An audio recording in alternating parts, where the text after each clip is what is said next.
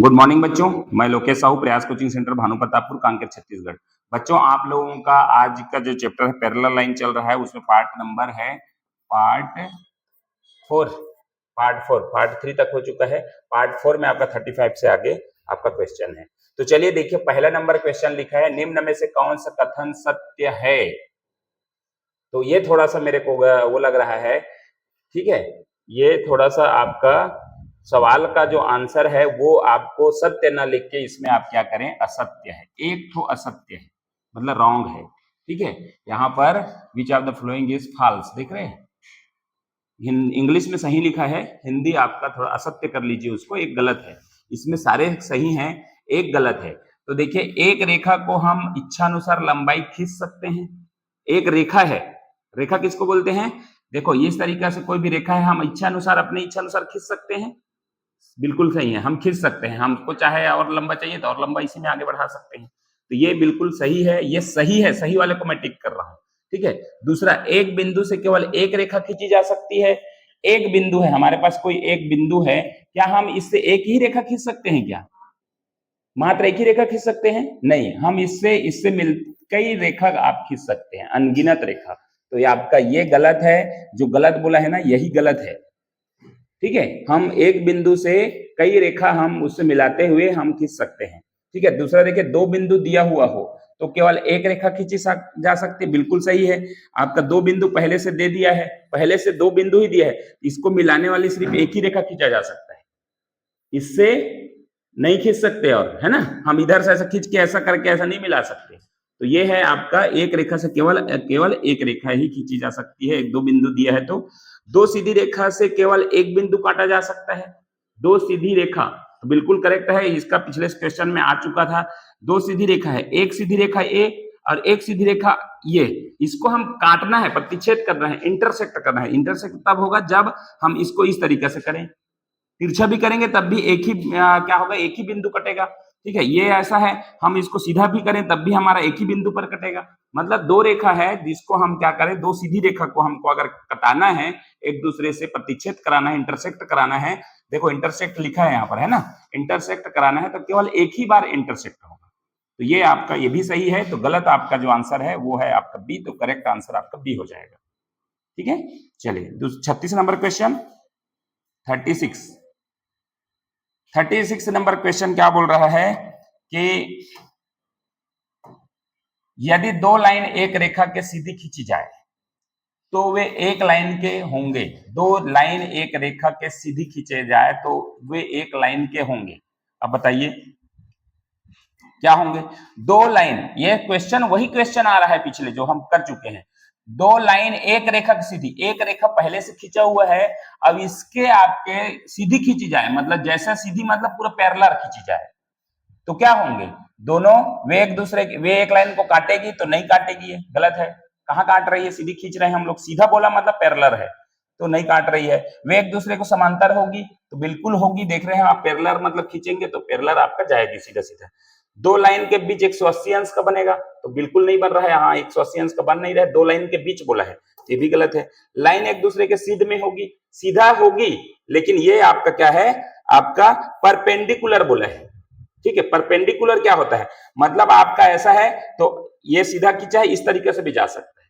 समानांतर अलग होता है, पैरेलल जो होता है ना, ये पैरेलल अलग होता है। पैरेलल मतलब सीधा सीधा अगर खींचे, जैसा पहला लाइन था ना वैसे ही हम दो लाइनों को और खींच दे तो पैरेलल ही खींचेंगे ना उसको। ये आपका क्या बोल रहा है, सीध में होगी तो सीधा मतलब जैसे जा रहा है वैसे सीधा, लेकिन थोड़ा भी अगर तिरछा हो गया तो वो नहीं बनेगा। तो आपका ये भी गलत है, तो आपका ये आंसर आपका क्या मिला, बी, ठीक है। चलिए अगला क्वेश्चन,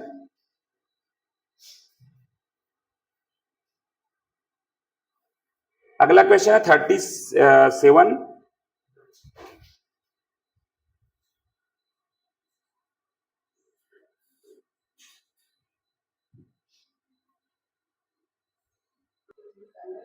चलिए, ये क्वेश्चन है आपका 37 नंबर क्वेश्चन। इसको आप देखेंगे तो इसमें जो है सबसे पहले एक्स का वैल्यू निकालना है। ये एक्स यहाँ भी है, एक्स भी यहाँ ही, ठीक है। अब आपको एक्स का वैल्यू यहाँ से किसी को भी लगा लो, लगा के देखो, आपका एक ऑप्शन से आपके पास रहता है आइडिया, है ना। ऑप्शन से आप लगाएंगे एक्स के मान तो यहाँ पर कभी निकलेगा, यहाँ पर कभी निकलेगा। और दोनों जो एंगल है ये निकल गया तो दोनों एंगल क्या होंगे, संगत कोण होंगे। संगत कोण होता है नहीं, लेकिन इसको हम लोग इक्वेशन से बनाएंगे। आपका क्या होता है, x प्लस 20 प्लस करेंगे दोनों को 2x प्लस 10 और सभी का मान कितना होना चाहिए, 180। बस ये आप इक्वेशन रखो, इसी में बना दो तो आपका आंसर आ जाएगा। ये हो गया 2x और ये 3x, 3x प्लस 10 और 20 30 हो गया, बराबर आपका क्या होगा 180 हो गया। ठीक है, 180 के बाद 180 हो गया तो ये 3x इधर रहेगा और बराबर हो जाएगा 180 माइनस 30, तो ये हो जाएगा 3x बराबर हो जाएगा 150 और x बराबर करेंगे तो ये हो जाएगा 150 बटा में 3, 3 एकम 3, 3 पचे 15। ठीक है, ये हो जाएगा 50। x का मान कितना आ गया, 50 बिल्कुल करेक्ट है, क्योंकि ऑप्शन में ये नहीं है। x का मान आपका आएगा 50, किसी को भी रख लीजिए। ठीक है, x का मान आपका क्या आएगा 50। ठीक है, 50 आएगा, एक इसमें ऑप्शन नहीं है, 50 आएगा। तो ये इक्वेशन में आपको रख के इस तरीके से निकालना है। 38 नंबर क्वेश्चन है, निम्न में से x का मान कितना होगा, x का वैल्यू निकालना है, x का वैल्यू। ठीक है, तो ये यहाँ पर आपका x का वैल्यू निकालेंगे तो देखिए यहाँ पर ये दोनों क्या है, संगत कोण है। संगत कोण मतलब कितना होता है, संगत कोण बराबर 180, दोनों का योग। ठीक है, 180 होता है। हम इसमें रख के भी निकाल सकते हैं, लेकिन आपको क्या करना है, थोड़ा सा इक्वेशन ही बनाना है। तो देखिए यहाँ पर संगत कोण अपना है इसका x plus 10 plus 2x minus 20 करेंगे और ये हो गया 180। ठीक है, 180 हो गया। अब इसको x हो गया, ये 3x हो गया और ये हो गया 10 में 20 में 10 माइनस हुआ तो माइनस का 10 होगा। क्या होगा, माइनस का 10 होगा ना, क्योंकि ना बड़ा माइनस का 10 क्यों हुआ, क्योंकि बड़ा में माइनस लगा है। माइनस का 10 होगा, बराबर हो गया 180। ठीक है, अब यहाँ 3 इधर चला जाएगा तो 3x बराबर हो जाएगा आपके, ये 10 उधर जाके प्लस हो जाएगा तो 180 बट प्लस 10 हो जाएगा, तो ये 3x बराबर 190। ठीक है, और इसी को जब हल करेंगे x का वैल्यू तो 190 divided by 3, 190 divided by 3 option number B आपका करेक्ट होगा। ठीक है,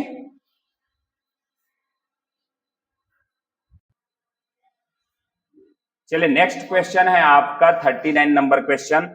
39 नंबर क्वेश्चन देखिए, आपको निम्न में x का मान निकालना है। ये जो डायग्राम दिया है, डायग्राम देके आपको बताया है, इसमें x का वैल्यू मतलब यहां से यहां तक का वैल्यू क्या है, ऊपर का वैल्यू दे दिया है 140, नीचे का वैल्यू दे दिया है इधर का 50। ठीक है, तो अब आपको निकालना है क्या, ये टोटल का। तो इसी में मैं डायग्राम में बना रहा हूं, आप ध्यान से देखिए इसको। हमको क्या करना है, ये दोनों के बीच एक अपने से क्या खींच देना है, लाइन खींच देना है। लाइन खींच दिए, पूरा लाइन खींच देना है इस तरीके से। अब यहां से आपको अब एक चीज देखने को मिलेगा, वो ये कि ये दोनों जो है, ये वाला एंगल और ये वाला एंगल, अभी तक मैं बेसिक वीडियो में जो बताया हूं, आपका क्या एंगल है वो बताइए, वो कौन सा एंगल है, मतलब किस तरीके से, इस तरीके से खींचा गया है, इस तरीके से ऐसा खींचा है और ऐसा है। तो ये एंगल और ये एंगल, ये दोनों मिला के कौन सा एंगल कहलाते हैं, ये एंगल है आपका सह अंतःकोण। क्या है, सह अंतःकोण, को इंटीरियर एंगल। क्या बोलेंगे, को इंटीरियर एंगल के नाम से जाना जाता है। अब इसका दोनों का वैल्यू होता है 180, मतलब आपका एंगल ए और प्लस एंगल बी करके कितना होता है 180, को इंटीरियर एंगल। ठीक है, को इंटीरियर एंगल का मान होता है 180। इधर ऊपर का मान 140 दिया है, तो इधर ऑटोमेटिक सवाल नहीं है ये, आपको बताओ कितना होगा, आपका हो जाएगा 40। इस एंगल का मान कितना निकल गया 40, क्योंकि दोनों मिला के कितना होना चाहिए, कितना होना चाहिए 180। ठीक है, तो यहाँ का 40 निकल गया। अब यहाँ पर एक और मैं बताया था, एक वो था कि आपको उल्टा जेड, ये जेड ऐसा मिल गया जेड, तो इसका मान क्या होता है, ऊपर वाले का x दिया है, नीचे वाले का इसका 50 दे रखा है, तो ऊपर वाले का भी कितना होगा 50 होगा, क्योंकि ये जो एंगल है उल्टा जेड वाला एंगल, जिसको क्या बोलते हैं, क्या कौन सा एंगल बोलते हैं, alternate angle. Alternate angle, alternate angle नहीं है ये, एक्चुअल में ये क्या है, उल्टा जेड वाला जो बनता है उसको क्या बोलते हैं, कॉरेस्पॉन्डिंग एंगल। तो ये देखो अल्टरनेट एंगल मतलब ये आपका 50 है, तो ये भी क्या होगा 50 होगा। अब जब 50 इसका निकल गया तो दोनों का हमको पूछा है, आप देख रहे हैं दोनों का 40 और 50 कितना होगा 40 और 50 ये दोनों का एंगल है, तो बराबर 90 अंश आपका आ गया। 90 अंश ऑप्शन नंबर सी। ठीक है, कैसे निकला? चित्र के माध्यम से। कुछ नहीं, हमको सिर्फ याद करना है, समानता कोण है उसको, और ये उल्टा जेड वाला का कोण जो है रहता है ये उल्टा जेड, या तो सीधा जेड ऐसा रहेगा, तो इसका वैल्यू सेम रहता है। ठीक है, तो ये इसी के से बना है। चलिए नेक्स्ट क्वेश्चन। सवाल दिया है यदि डीई, सवाल दिया है यदि डीई बराबर बीसी, मतलब ये क्या है आपका समांतर है, ऐसा होना चाहिए था, ये चित्र जो है ऐसा होना चाहिए था, दोनों जो है एक दूसरे के इक्वल है। क्या बोला है? डीई। डीई कौन सा है? ये वाला, और ये डीबी दोनों जो है समानांतर है, पैरेलल का ये साइन होता है। यहाँ पर थोड़ा करेक्शन कर लेना, बराबर लिखा है उसको इस तरीके से खड़े लाइन डालना है ना। तो ये दोनों क्या है? समानांतर हैं। एडी का मान दिया है 1.5, ठीक है, डीबी का मान दिया है 3 सेंटीमीटर, और ईसी का मान दिया है, ईसी का मान आपका 4 सेंटीमीटर, तो आपका एई का मान निकालना है।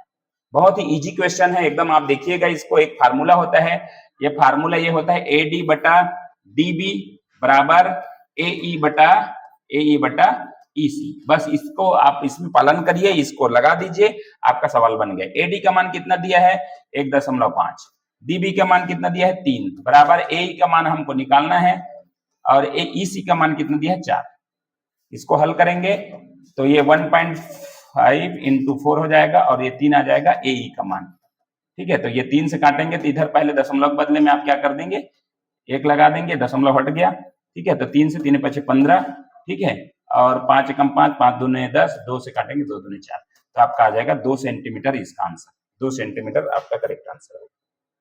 ठीक है, फार्मूला याद रखना है। ये ट्राइंगल जिस तरीके से दिया है, ये त्रिभुज में आपको अगर इस तरीके से पूरा निकालना है, त्रिभुज दिया है तो ये पूरे का आपको निकालना है, एडी बटा डीबी एई बटा ईसी। ठीक है, तो इस तरीके से क्वेश्चन आपको इसको फार्मूला को याद रखना पड़ेगा। जब भी ऐसा पैरेलल वाला क्वेश्चन पूछे तो ये आपको याद रखना है, इससे आपका क्वेश्चन सॉल्व हो जाएगा। 2 सेंटीमीटर आपका करेक्ट आंसर। चलिए अगला क्वेश्चन क्या है? अगला क्वेश्चन 41 नंबर क्वेश्चन। 1 नंबर देखिए, यहाँ पर सेम क्वेश्चन है, आपको सेम बनाना है। चलो मैं इसको फिर से बता दे रहा हूँ, लेकिन इससे नेक्स्ट क्वेश्चन जो है आपका 41 ही लिखा है, वो आपके होमवर्क रहेगा। अब 41 ही रहने दीजिए उसको, 2 41 है आपका, इसको होमवर्क के रूप में अपन रखेंगे 41 को। ठीक है, यदि डीई का मान, डी कौन सा है? डी बराबर बीसी है, मतलब बराबर लिखा है, फिर से आप इसको ऐसा कर लीजिए, पैरेलल कर लीजिए, है ना, ऊपर में। तो डीई का एडी का मान कितना दिया है? 3.5। ठीक है, डीबी का मान कितना दिया है? 4.5। ठीक है, और एई का मान दिया है 7 सेंटीमीटर, और तो ईसी का मान आपको निकालना है। फिर से वही फार्मूला, ए डी बटा डी बी बराबर एई बटा ईसी, बस इतना ही निकालना है। सबका मान रख दीजिए, सबका मान रखेंगे तो हमारा आंसर आ जाएगा। एडी का मान कितना दिया है? 3.5, और डीबी का मान दिया है 4.5 बराबर 7 ईसी। ईसी का मान पूछा है, तो ईसी की जब निकालेगा तो ये तिरियर गुणा हो जाएगा, 4.5 इंटू 7 बटा में 3.5। आपका पॉइंट कट गया, पॉइंट दोनों जगह से कट गया, दोनों बराबर जगह में है, तो ये आ गया 7 एकम 7, 7 पंच 35, 5 एकम 5, 5 9 45। तो आपका आंसर क्या आएगा? 9 आपका करेक्ट आंसर आएगा, 9 सेंटीमीटर। ठीक है, उसी तरीके से आपका जो है 41 एक और दिया है, एक और 41 है, वो 41 आपके लिए होमवर्क होगा। आपको बस फार्मूला रखना है, फार्मूला से ही आपका पूरा बनेगा और आएगा। ठीक है, जो भी चीज है इसको आप एक बार वो कर लीजिए कि इसका जो है ये पैरेलल होगा, बराबर जो दिया है उसको पैरेलल बना दीजिए। पैरेलल बोलता है मतलब इस तरीके से पैरेलल है दोनों। ठीक है, ये आपके होमवर्क का होगा, और होमवर्क के बाद आपका 42 नंबर क्वेश्चन जो है अगला वीडियो में आएगा। तो चलिए इस वीडियो को यहीं पर समाप्त करते हैं। वीडियो अच्छा लगा तो लाइक शेयर कमेंट्स करें और हमारे चैनल को सब्सक्राइब करें। Thank you.